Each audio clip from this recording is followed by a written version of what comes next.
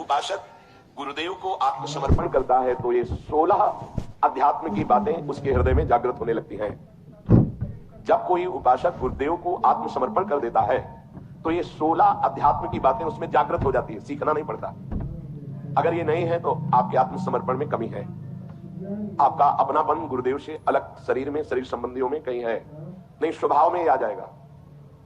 पहला ब्रह्मचर्य, भोग वासना का नाश अपने आप ही हो जाए। गृहस्थ में है तो अरुचि पूर्वक धर्म का पालन करने के लिए काम का सेवन, अरुचि पूर्वक। एक आंतरिक रहस्य है, यदि आपके अंदर भोग इच्छा नहीं है और आप गृहस्थ धर्म में हैं और ऐसी चेष्टा हुई है, वो अंदर कोई फर्क नहीं डाल पाएगी। जो कामनाएं बांधकर दुर्गति कराती हैं वो उस उपासक की नहीं हो पाएगी।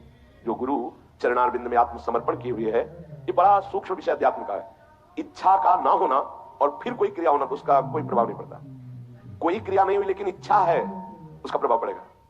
क्रिया है धर्म पूर्वक हो रही काम की, पर कोई प्रभाव हृदय में नहीं पड़ेगा। ये आंतरिक अध्यात्म का सूत्र है। इच्छा ही बंधन कारक है।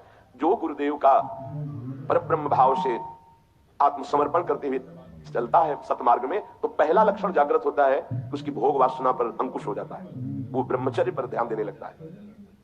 ब्रह्मचर्य ये समस्त साधनों की नींव है। जिसका ब्रह्मचर्य ठीक नहीं, उसकी दिनचर्या तो एक जैसी बराबर चल ही नहीं सकती। पक्का 2-4 दिन की बात नहीं कहते, राइट टाइम पर बहुत काल तक जिसकी दिनचर्या ठीक चले, पक्का ब्रह्मचर्य ठीक है। नहीं, चल ही नहीं सकता, चल ही नहीं सकता। वो राइट टाइम पर उसकी दिनचर्या बहुत काल तक नहीं चल सकती जो ब्रह्मचारी नहीं। और वो गृहस्थ ब्रह्मचारी ही है जो संतानोत्पत्ति के लिए, केवल भगवत आज्ञा पालन करने के लिए, गृहस्थ धर्म का निर्वाह करने के लिए, वो धर्मयुक्त काम उसकी उपासना में बाधा नहीं पहुंचा सकता। पर व्यभिचार भावना, ये गुरु शरणागत होते ही पहला अंकुश इंद्रियों पर लगता है कि वो भोग वासनाओं से निवृत्त, ब्रह्मचर्य। दूसरा अहिंसा, मन से, वाणी से, शरीर से वो किसी को दुख पहुंचे ऐसी चेष्टा नहीं करता।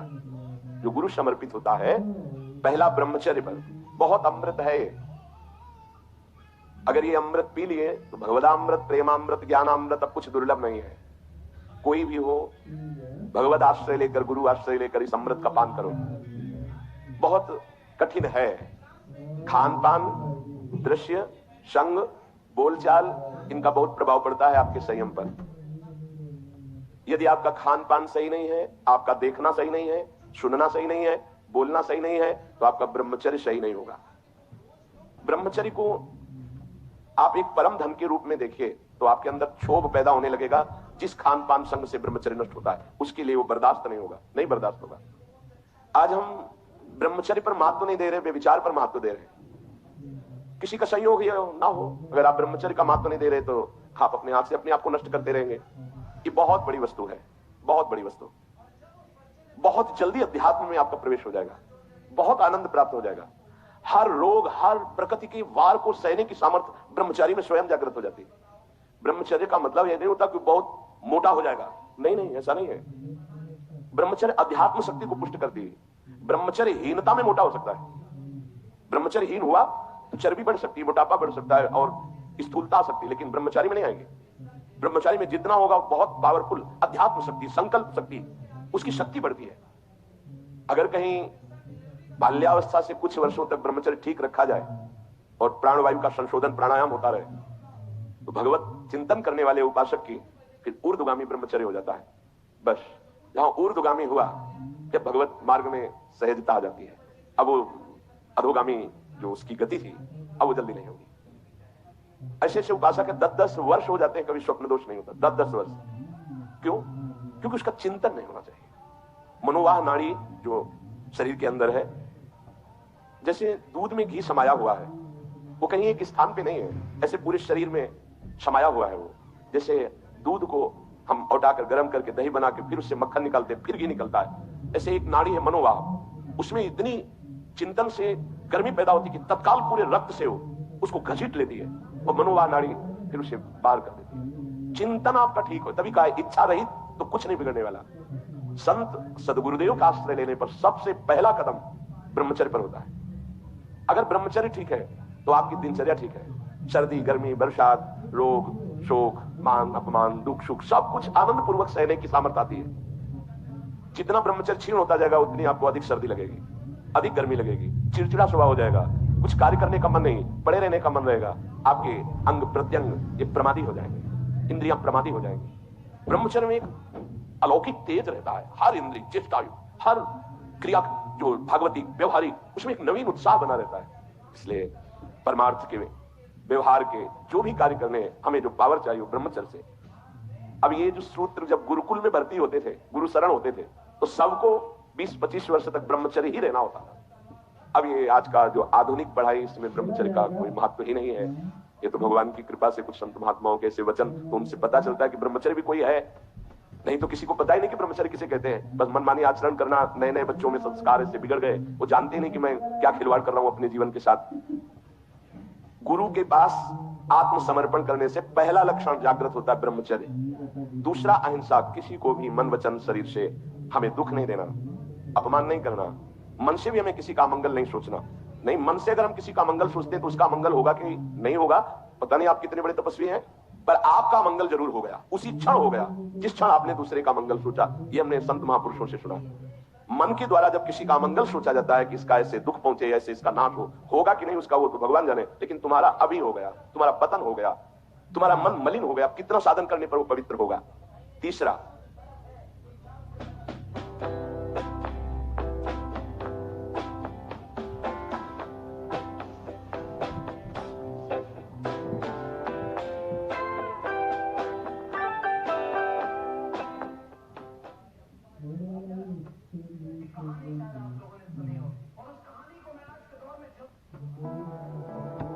your doubts, your fears,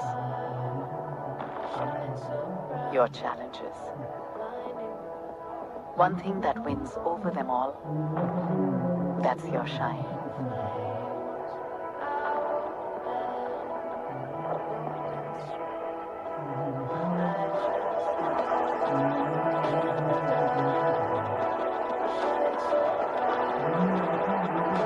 Your shine that's within makes you who you are.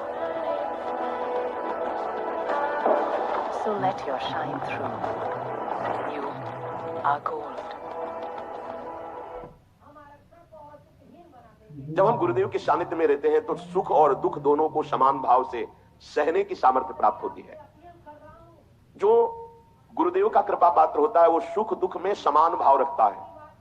प्रायः ऐसा नहीं है। सुख में तो हमारी अनुकूलता रहती है तो गुरु बुद्धि बनी रहती है या कृपा है हम पर ऐसा, लेकिन जब दुख आता है तब गुरुदेव की कृपा है, प्रभु की कृपा है और हम आनंद पूर्वक उस दुख को सहें। ऐसी क्षमता केवल गुरु को आत्मसमर्पण करने वाले पर ही अवतरित होती है। ये क्षमता उतरती है, ये सामर्थ्य है अंदर दुख सुख को सहने की सामर्थ्य। किसी भी स्थिति में ऐसा स्वभाव हो जाता, किसी भी स्थिति में कदम पीछे हटाना ये उस सूरवीर योद्धा के स्वभाव में नहीं होता, जो अध्यात्म का गुरु समर्पित पथिक होता। किसी भी स्थिति में ये हर समय नवीन उत्साह, हर दुख को सहकर अपने लक्ष्य पर रहना, अपनी दिनचर्या पे रहना, सुख दुख को समान भाव से। सुख में तो सब जय जय बोल रहे हैं, जब दुख में जय बोले और सुख दुख समान स्थिति, जैसी दिनचर्या तुम्हारी सुखद वैसी दुख परिस्थिति में भी वैसी ही दिनचर्या, जैसा तुम्हारा भाव अनुकूल सुख में गुरुदेव के प्रति वैसी ही दुख परिस्थिति में प्रतिकूलता में भी वैसा ही भाव ये गुरु कृपा से प्राप्त होता है। चौथा, जो गुरु शरणागत होता है उसको सर्वत्र भगवत दर्शन का भाव जागृत होता है। मेरे आराध्य देव, जैसे आचार्य चरण कह रहे हैं, सर्वान वस्तु तया निरीक्ष परम स्वाराध्य बुद्धिर्मम, मेरे आराध्य देव सबके हृदय में है। पांचवा, अब इस संसार में मुझे कुछ प्राप्त करना नहीं, मुझे केवल भगवान की प्राप्ति करनी है। ये गुरु कृपा से आता है। गुरु कृपा पात्र के हृदय में भगवत प्राप्ति का लक्ष्य दृढ़ हो जाता है। भगवान कैवल्य वस्तु है, परम तत्व है, अब तो भगवत प्राप्ति करनी है। जो गुरु शरणागत है उसमें पांचवा लक्षण जागृत होता है, अब तो भगवत प्राप्ति करनी है, पक्का इस जन्म में मुझे भगवत प्राप्ति करनी है। ऐसी ज्ञान की वृत्ति जागृत होती है कि वो कैवल्य परम पद का अधिकारी हो जाता है, गुरु कृपा पात्र। छठवां, सदैव अकेला रहने का स्वभाव होने लगता है उसका, गुरु कृपा पात्र का। कोई पास नहीं, अगर पास भी है तो कोई मित्रता नहीं, कोई शत्रुता नहीं, ना किसी भी तरह का लगाव है, ना किसी भी तरह का द्वेष भाव है, शून्य। एक भी मित्र नहीं होना चाहिए संसार में। शत्रु की तो बात क्या है, एक भी मित्र नहीं होना चाहिए। सब में भगवत भाव, भगवत भाव से सब में। अपना परिचय नहीं होना चाहिए, अपना कोई दोस्त नहीं होना चाहिए। दुश्मन की तो बात ही क्या है, अजात शत्रु, दुश्मन का तो सवाल ही नहीं उठता। पर दोस्त भी नहीं होना चाहिए। अकेला चलना सीखे, अपनी कुटिया में या जहां भी रह रहे हो। जैसे पीछे भी 5-5, 7-7 संत भगवान के बीच में आसन लगाने को मिलता। कोई कमरा थोड़ी अकेले मिला कभी। तो कभी हम पास वाले संत को जानते नहीं कि कहाँ के हैं, क्या है। और कभी कोई पूछने की चेष्टा की तो उनसे कहे कि आप अध्यात्म के विषय में पूछ सकते हैं, आप व्यवहार के विषय में नहीं पूछ सकते। तो तुम्हारा बात करने का स्वभाव नहीं है क्या? हमें पूछा गया था एक आश्रम में कि आप बोल लेते हैं कुछ, मतलब बोलना आता है आपको कि नहीं? ऐसे रहे तो वहां लगता था कि इनकी मतलब जबान है कि नहीं है। उन्होंने पूछा आप बोलना जानते हैं कि नहीं जानते। कई महीने के बाद कहा जी बोल लेते हैं। तो क्या बोले? किसी से कोई मित्रता नहीं। वृंदावन में इतने रहे, किसी से मित्रता नहीं, किसी से शत्रुता नहीं। जैसे वो जंगल में एकांत रहता है, ऐसे समाज में एकांत रहता है। गुरु कृपा पात्र ये स्वभाव में लाइए असंगता। एक चरण रास चित्त मनन दई से एक दृष्टि हो जाती है। लाखों चेहरों को देखने के बाद भी एक भी इस कैमरे में छवि नहीं आएगी, एक भी। अगर एकांत में बैठने पर किसी की याद आ रही तो तुम्हारा साधन बाधित हो रहा है। कैमरा खुला क्यों रखा? जैसे कैमरा खुला है, ऑफ कर दो इसे तो लोगों की नजर में आएगा कि कैमरा लगा है लेकिन ऑफ है। ऐसे होता है कैमरा ऑफ। अंदर से एकमात्र अपने लक्ष्य में, और लाखों लोगों को देख लिया, एक भी छवि नहीं आई। चाहे वो जंगल में रहे या एकांत, वो असंग रहता है। गुरु कृपा पात्र, मृदु व्यवहार, किसी से मित्रता नहीं, किसी से शत्रुता नहीं। ये देख लो, अगर इसी जन्म में भगवदानंद का अनुभव करना है तो बहुत जरूरी ये सूत्र है जो पूज्य बाबा कह रहे हैं। 7वां अपरिग्रह, उसका संचय करने का स्वभाव नहीं। संचय करने के स्वभाव से रहित हो जाता है। जब जो आवश्यकता होगी प्रभु दे देंगे, संचय क्या करना।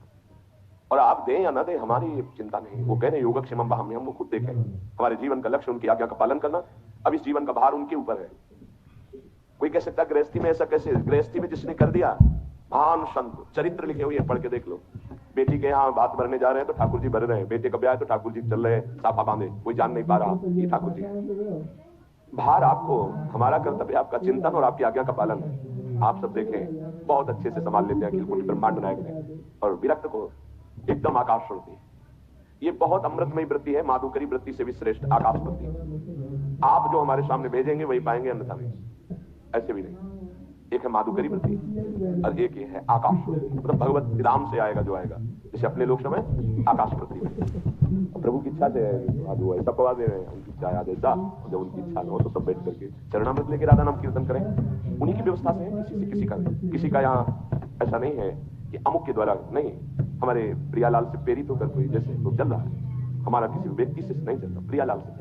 तो प्रियालाल जब जहां से जैसे आते हैं जिस रूप में जो देते हैं उसी से व्यवस्था। आकाश वृत्ति तब मानी जाएगी आकाश वृत्ति जब किसी को संकेत भी न किया जाए कि ऐसा, थोड़ा संकेत भी नहीं। और इस बात के लिए बहुत कड़ाई से यहाँ है कि अगर कभी किसी को कोई संकेत करते मिल जाए तो ये समझ लेना कि वो हमारे सिद्धांत के विपरीत अपराध कर रहा है, और वो जरूर हमें सूचना दी जाए। संकेत भी नहीं कि आज आप संतों को भोजन करा दीजिए, संकेत भी नहीं। हाँ, कोई प्रार्थना करता है, ठीक है, आप जो दे देते हैं उसी से हम संतों को पवा देते हैं। अगर 1 रुपया आता है तो 1 रुपये में भी भंडारा हो जाएगा। 1 रुपये का नमक ले आओ, दाल में डाल दो, सब संतों को पवाने हो जाएगा। हमारा भगवत विधान से चले। आकाश वृत्ति बहुत अमृतमयी वृत्ति होती है, और बड़ी निश्चिंतता होती है इसमें, और बड़ी क्षमता होती है इसमें। कई दिन न मिलने पर भी कोई निराशा नहीं होती थी काशी में। अपरिग्रह, अपने लिए शरीर सुख के लिए संचय न करें, ये वृत्ति आ जाती है। गृहस्थ में भी रहते हैं, अपने लिए नहीं कि परिवार है, अतिथि है, उनके अपने भोग वासना का गुरु कृपा पात्र के हृदय में स्थान नहीं रह जाता। तभी कोई झगड़ा नहीं, कोई अशांति नहीं, हर स्थिति में शांत रहता है, मृदु स्वभाव रहता है।